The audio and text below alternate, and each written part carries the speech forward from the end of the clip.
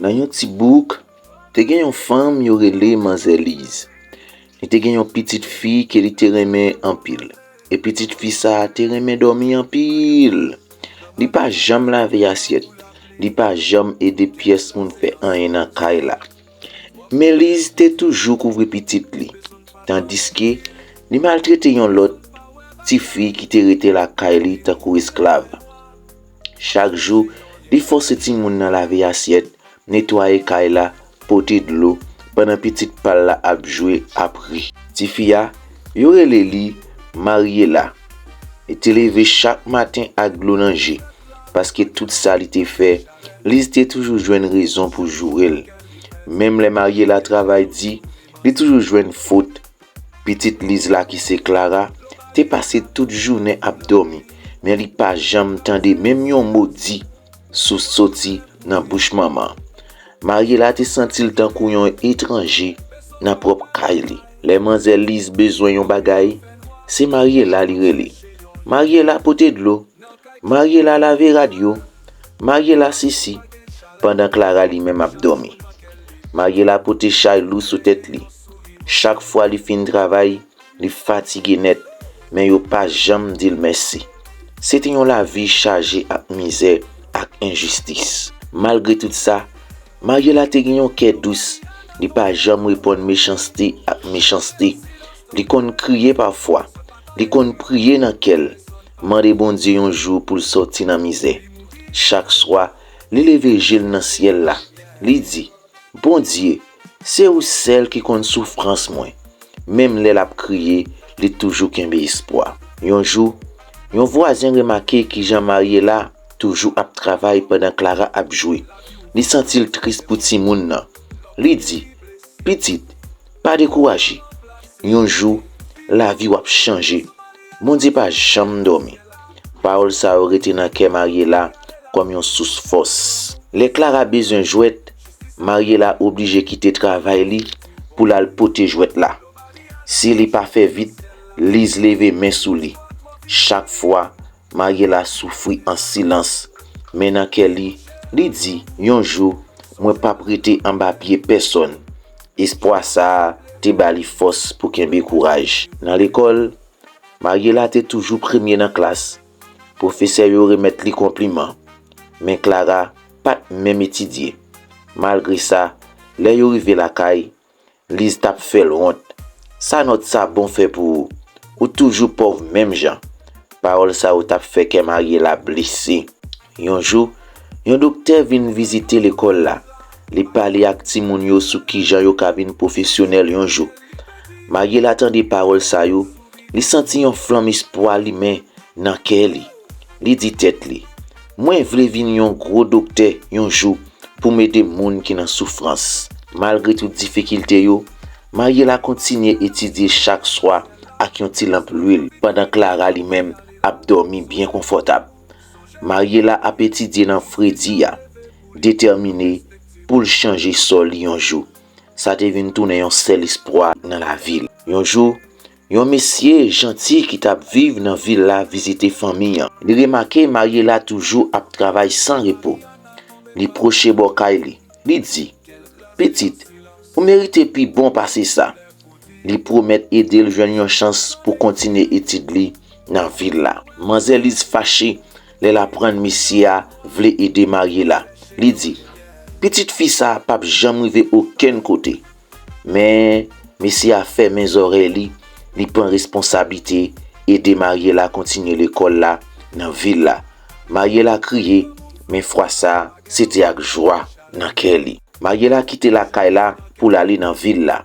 Li gade derrière, li wè caille côté li te passé toute misère. Et puis li dit dans quel, moi pas jamais oublier ça.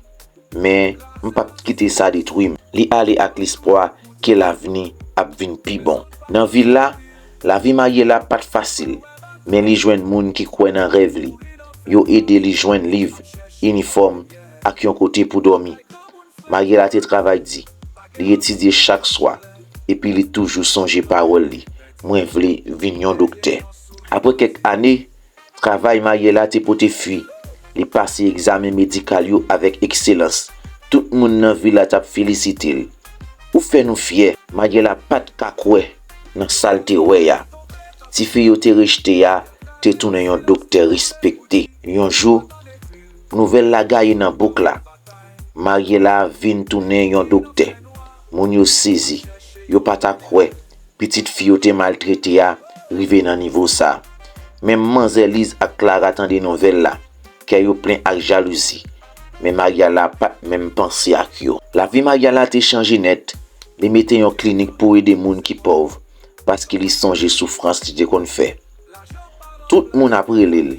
Docteur Mariela, bon Dieu béni ou, li te toujours souri et puis traiter patient yo ak en pile nan moun. Yon jour, Clara malade, li crier parce que douleur a trop fort. Manzelise couru chercher docteur nan bouk la, mais personne pas ka aider yo. Yo dit, seul docteur qui ka sauver li, c'est docteur Mariela. Manzelise choqué, tant des nouvelles ça pas fait bien même. Au commencement, Manzelise pas vle à jeune Mariela. Fierté à compte taplité dans Kelly. Mais les Clara continue souffrir, li décide de baisser tête li. Li dit, moi pas gen l'autre choix. C'est Mariela qui c'est l'espoir petit moi. Manzelise marche vite, rive devant clinique Mariela. Li te fait un petit temps en silence devant porte là parce qu'il pas de kakwe. C'est nan men ti moun li te maltraité ya, li vin chercher délivrance.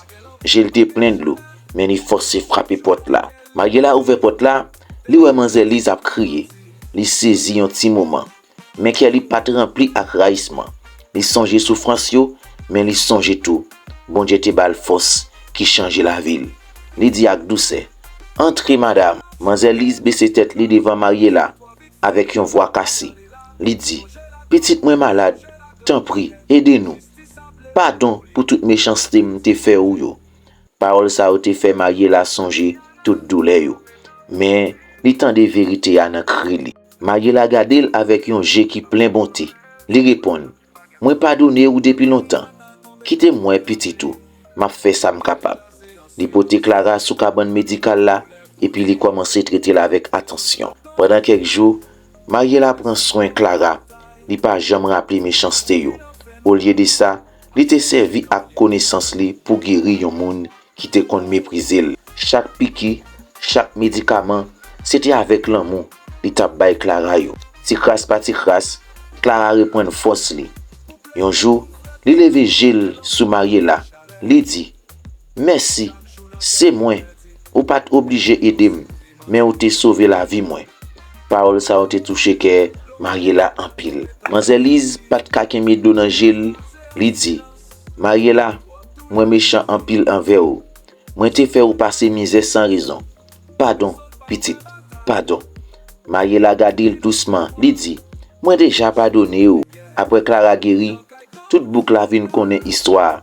Yo admire Mariela plus toujours parce que malgré injustice, li choisi pardonner.